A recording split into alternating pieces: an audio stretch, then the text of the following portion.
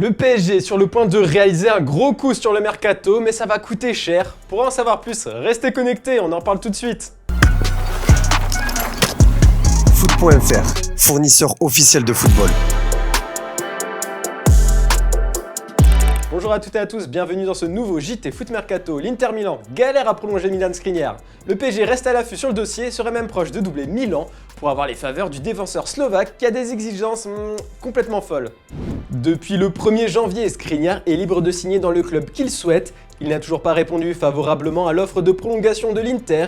Selon nos informations, le défenseur a aussi reçu une offre de contrat de la part du PSG. S'il privilégie le fait de rester à l'Inter Milan, où il se sent bien, il n'hésitera pas à aller au PSG si le club francilien accède à ses demandes que l'on connaît. Nous pouvons vous confirmer qu'il réclame 9 millions d'euros annuels nets et 25 millions d'euros de primes à la signature de la part du PSG.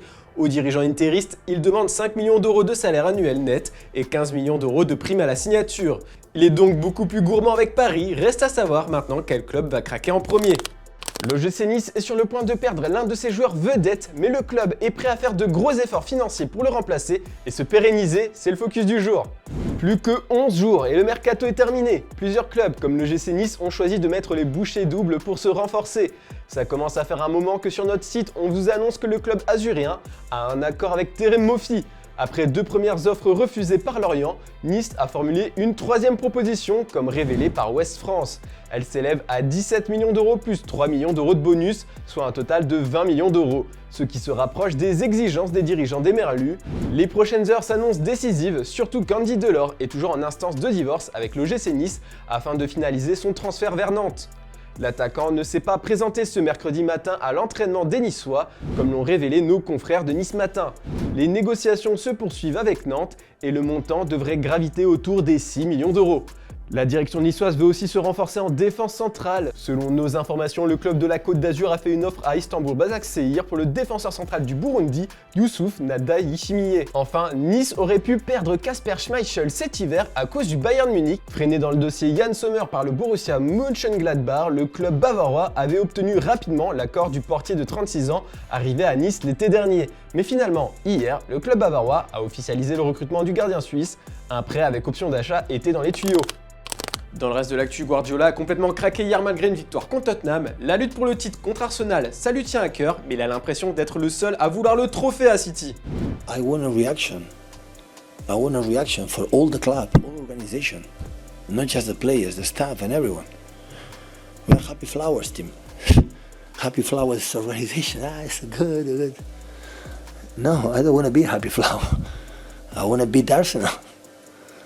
Away, you know, but if we play in that way, Arsenal will destroy us, will beat us.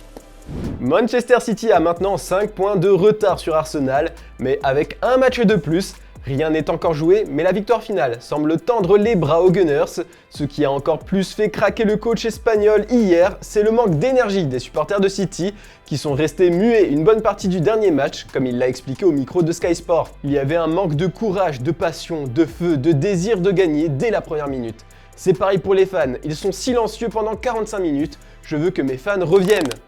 Et vous, est-ce que vous comprenez cette réaction de Pep Guardiola? Vous trouvez que Manchester City manque d'envie pour aller chercher un nouveau titre? C'est la question du jour, on a hâte de lire vos avis en commentaire.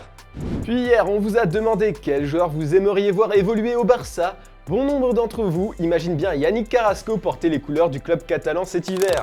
Et l'ex-star du Barça et du PSG, Dani Alves, a été arrêté ce matin par la police barcelonaise. Plusieurs médias ibériques, dont Relevo et ABC, révèlent qu'Alves a été placé en garde à vue ce matin au commissariat des Mossos Esquadra des Corts à Barcelone. Le Brésilien est visé par une enquête pour agression sexuelle présumée. Le latéral droit a démenti ces accusations. Le juge décidera si le joueur doit être encadré par certaines règles en attendant la suite de l'enquête ou s'il peut être libéré sans mesure conservatoire. Et on passe aux officiels du jour, Memphis Depay quitte enfin le FC Barcelone et rejoint l'Atlético. Depay a accepté de s'en aller à 6 mois de la fin de son contrat pour se relancer à Madrid. L'Atlético a officialisé la nouvelle en début d'après-midi. L'attaquant polyvalent de 28 ans a signé un contrat pour le reste de la saison et 2 saisons supplémentaires, comme on peut le lire dans le communiqué, une recrue de choix pour compenser le départ de Joao Félix. Et Danny Ings signe à West Ham jusqu'en 2025. L'attaquant d'Aston Villa s'est engagé en faveur des Hammers comme annoncé par le club de Birmingham et confirmé par le club de Londres dans la foulée. Le montant du transfert n'a pas encore été divulgué mais West Ham a déjà annoncé son numéro de maillot, il portera le 18. Puis Lorient a officialisé le transfert de Dango Ouattara direction Bournemouth et la Première Ligue.